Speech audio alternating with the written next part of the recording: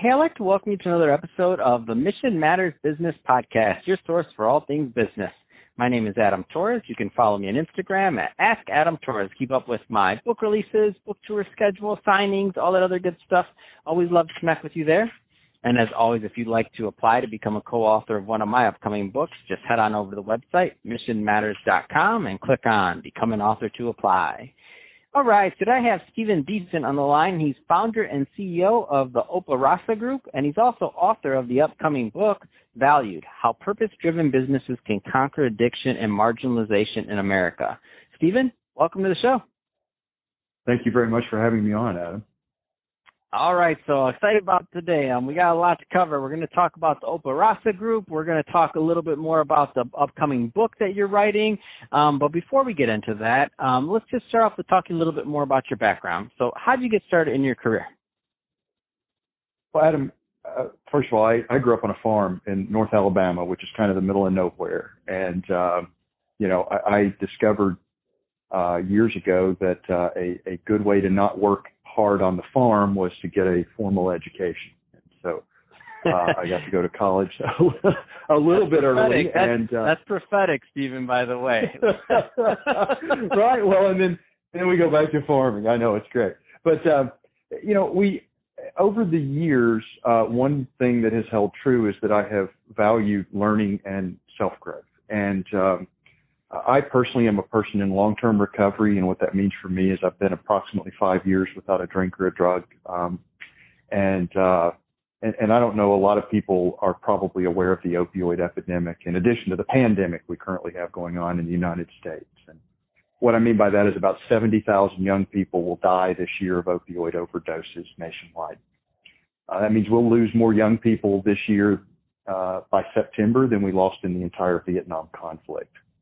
Wow. And I'm kind of flash forward. I know it's a tremendous number of people. And being hyper involved kind of in the recovery community, had the opportunity to realize two things. One, that capitalism, and some of my background, MBAs, master's degrees, and so on and so forth, was helpful in addressing some of the challenges these young people experienced. And so that's what led to my current career. Now, before this, I was the Chief Financial and Operating Officer for a couple of different software companies, was promoted into the CEO position by the last group, which was a VC-backed group out of Denver, and left that to go form the social enterprise. So that was probably a little bit too fast, but I'll stop. It's a great story, and I think it's a great transition also.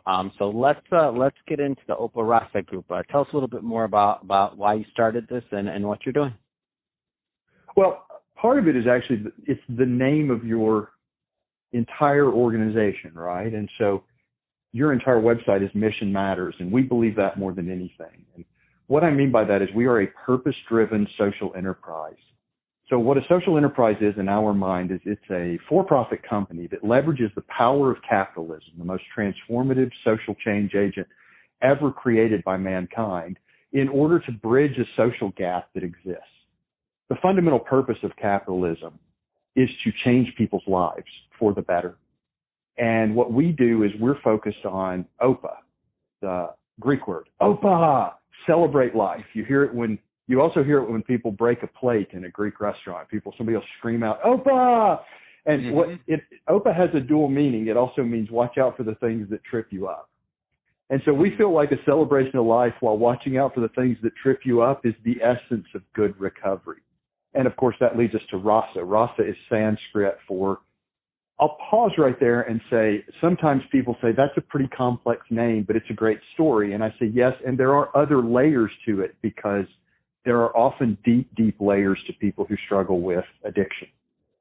For myself, I grew up in a world where I have what is called severe complex PTSD that sort of over a long period of time led me to do some things that were really challenging to me on a social level. Now, I also happen to have a fairly deep background in business. And when I got into recovery, what I discovered was that even with that deep background in business, meaning, an MBA with a master's degree, a specialization in entrepreneurship and finance, master's degree in accountancy, ABD, and a PhD in business from one of the world's leading universities. And I have sort of that background. It was still difficult to get back on my feet. How much more challenging is it for a young person who is 24 years old, hasn't done much with their lives in terms of advancing their career prospects, and has gotten lost down a dark path? Can we offer these people a light in the darkness, and can we pull them forward using capitalism as our powerful change agent? And the most amazing thing happened over the last almost 4 years now. We've done this with 11 people.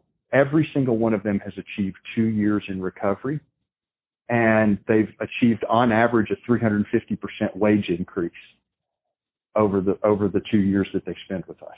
So we've had amazing success, and now we're working really hard to scale that, and we've done a pretty good job of it today. So I'll pause there. And anything in there that you want to throw back at me? Wow, that's amazing. And I see that. I love the way you kind of developed this model. So you now know that what you're doing has worked, and this is, I would argue, this is partially from, or maybe the majority from you melding your business background with some of the personal things that you've gone through and shared with us today. So you've now created, you kind of have your product market fit on what you're doing, how you're helping. You've seen the wage increases. You've seen how you've been able to help some of these individuals. I mean, what's next for you in terms of scaling the value that you're providing here? Because that's what you're really doing. I even hate to use the word scale, but I guess that's what we do. That's what everybody understands. But really, into being more of value and helping more people. That's all you're talking about doing. What's next? Well, you nailed it, because the challenge as business people that we often have is that we run into things that are wonderful point solutions. Mm-hmm. But what I mean by that is what gets me to one stage of the business world. So if I'm growing a business from $0 to $1 million, from 1 to 5 to 5 to 50, I become the solution, and then that solution becomes the problem. And so and by the way, the problem doesn't mean like it has to be gotten rid of. It just means it becomes the challenge that I have to overcome, right? Mm-hmm. And so, sorry, I put my professorial hat on there. The question that we have right now is, am I the solution in this problem? Right? And in this world, I've been doing a lot of really deep work with these individuals that have come through our program. The next question is, can we scale it? Can we unplug me from it, create systems and processes that replace me, and allow those systems and processes to help 5 to 10 people simultaneously? And then the next step is, if we can do it with 5 to 10 simultaneously and create great outcomes, can we do it with 50? And then the question becomes, can we go nationwide? But so those are kind of our next 3 stages as I look at it. We've already demonstrated that we can create profitable outcomes, meaning that we can return value to people who put money into the system. The next question is, can we do that at scale? No, it's really exciting to me. And I think what's also really interesting to me is you don't typically hear when somebody's talking about social enterprise and growing a social enterprise business to really do it from your standpoint in terms of the business logic. Because what you just described is, this happens to be on the business podcast, but if we were on my tech podcast, every SaaS company is going through this. Every type of company is going through exactly what you're saying when they start from those grassroots beginnings. So I love it. And I love the thought process behind it, and every point's going to have its challenge, but that's the process. I want to spend a little bit of time on your book that you're writing. So tell us a little bit more about the inspiration behind this, and number one, and number two, when we can expect this thing to come out. I know this is why I like it. When somebody tells you they're writing a book, I'm the king of, hey, get it done. I want to read it. So tell us a little bit more where you're at. Absolutely. We're 50 plus pages in at this point, and one of the questions that I commonly get is, well, Stephen, you're trying to solve a social problem and you're trying to build a profitable company at the same time, and that can't be done. And my response to that includes a word that I won't repeat on your podcast that starts with bull, right? I'm like, exactly. By the way, I totally agree it's more complex. That doesn't, just because it's complex and hard does not mean that it shouldn't be done. So are rockets, and Elon Musk is doing that. Right? I mean, what are you, okay, you can't do that, but you can do rockets. Rockets are pretty complex, I'm told. rockets are complex. We have put a man on the moon. It's been a minute, right? The fun part, the United States now has a space agency. Okay, if we can have a space agency, surely we can use purpose-driven business to help solve addiction and marginalization. Okay, and so what I do in this book is we very cleanly start to describe situations in which marginalization has happened. Right, so whether it's addiction or people being de-incarcerated, right? So trying to reintegrate veterans coming back from war zones, trying to reintegrate into society, people who have struggled in various areas as groups. Have there been situations where businesses have been created? And so one of the examples we use is Dave's Killer Bread, which many of your listeners may have picked up in a store, right? Sold to Flowers Food for $275 million in 2015. How many times do you have a $250 million exit of a bread company? This thing was a social enterprise, right? Hypertherm is another great example, a 50-year-old company based in New Hampshire that is designed around social enterprise concepts. Ben & Jerry's, Patagonia. The list goes on, and in fact, some of the greatest brand names in this world are built around social enterprise concepts. They help specific groups of people. Warby Parker is one of the most famous recent examples. And so in the book, what we're trying to do is we're saying, listen, if these organizations can do this, then what's special about them? And the answer is not that that people buy the goods because the goods or services are provided by people who are involved in a social enterprise. What is different about these organizations is that they are able to attract better employees, more loyal, long-term, harder-working employees on average than companies that do not have a social enterprise bent. And so the next chapters are going to start tying in work out of Wharton and some of the other top schools that say, hey, listen, if I have an organization built around a principles-based, purpose-driven model, then the people inside it are more likely to be givers. And because those people are more likely to be givers, then if we go to somebody like Adam Grant's work, we can see better outcomes. And I'll tie up with this. A lot of my model is not based, I didn't just make this up, right? I went out and found really, really smart people, like I'm not. I found really smart people who had been doing this really well, and I went and bugged them until they talked to me. Because I'm not all that smart, I'm just persistent. And one of the guys I reached out to was a guy named Greg Block, who here in Atlanta, Georgia, and I want to give a shout out to Greg, is an amazing guy. And what he's done here in Atlanta is built First Step Staffing. 10 years ago, First Step Staffing was employing 120 formerly homeless people.